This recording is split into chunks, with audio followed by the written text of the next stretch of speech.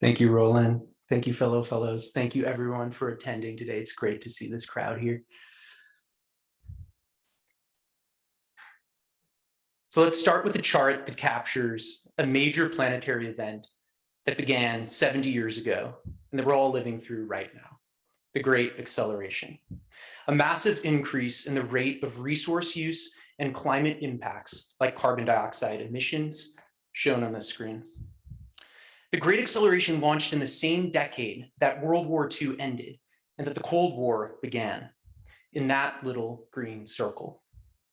I study how these three global events were interconnected during the 1940s through US foreign policy choices. I focus on debates among US foreign policymakers because they had immense power at this pivotal moment of global history due to the fact that the US possessed overwhelming economic and military might relative to its allies and adversaries. By the end of World War II, many US policymakers were debating how best to prevent the recurrence of a catastrophe like this. Remember, this was the Second World War in a single generation. Now, some of them argued that the origins of past world wars and the keys to sustaining future peace were in patterns of resource use and industrialization across entire regions. So let's make this more concrete. Just as the Axis powers were surrendering, US President Harry Truman sent one of his advisors, Edwin Pauley, on the screen, on a prominent mission to Europe and Asia to determine the amount and type of reparations defeated Germany and Japan should pay. Now, Pauley wasn't a revolutionary. He was a millionaire Californian oil man and a critic of the New Deal. But Pauley surprised Truman and himself. He traveled over 50,000 miles, meeting survivors of concentration camps, touring the war-devastated Soviet Union and China, and he was utterly transformed.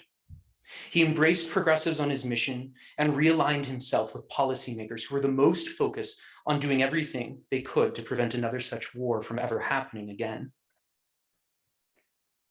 So here's what he proposed. First, he and his mission were surprised at the amount of surviving industrial infrastructure, power plants, factories, machine tools they found in Germany and Japan outside of city cores, despite horrific bombing within cities.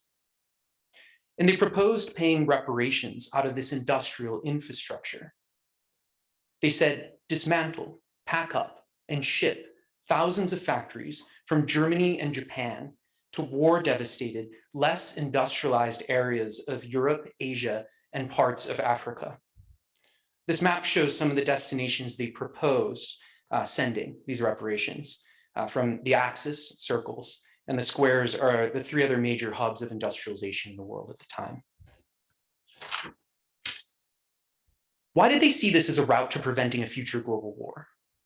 They were building from a theory of global war that had emerged among US policymakers during World War II. The theory went something like this. Expanding industrialization in a society, say Germany or Japan, creates demand for more resources. Now, if there aren't sufficient resources under the control of that society, then their leaders can justify waging wars of resource conquest.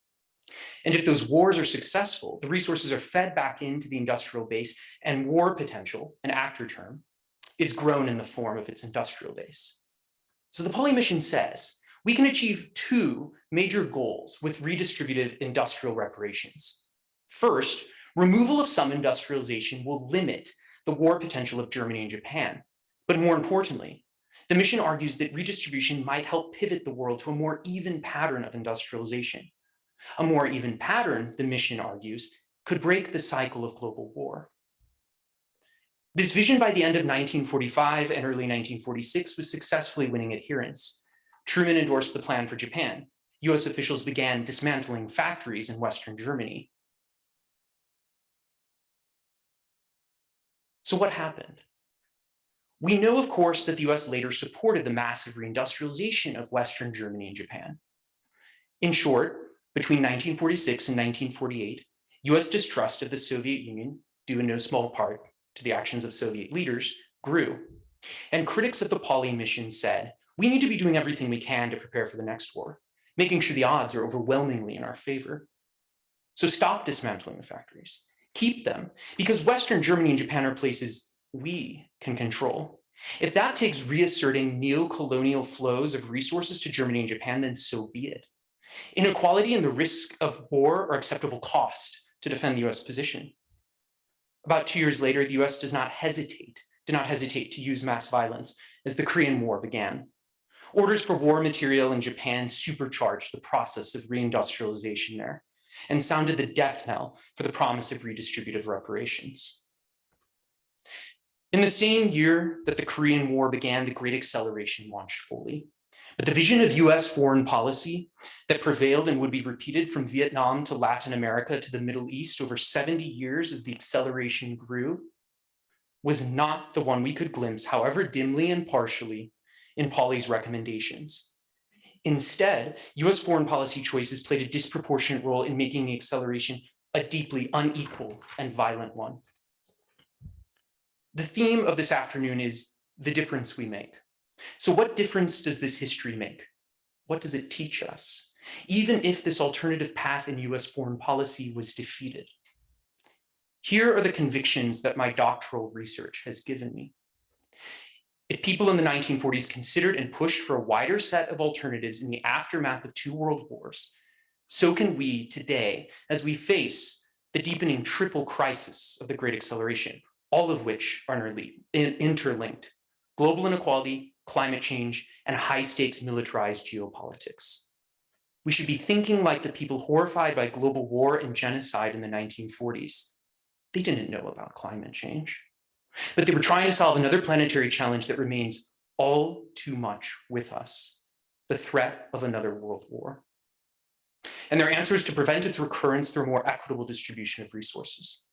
In our own time, we want to address climate change, make the world more equitable, and reduce the risk of global war. The best solution to any one of these problems is a solution to all of these problems.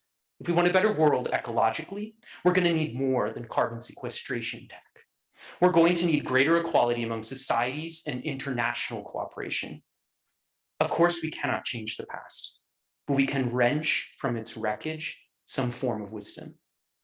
Thank you.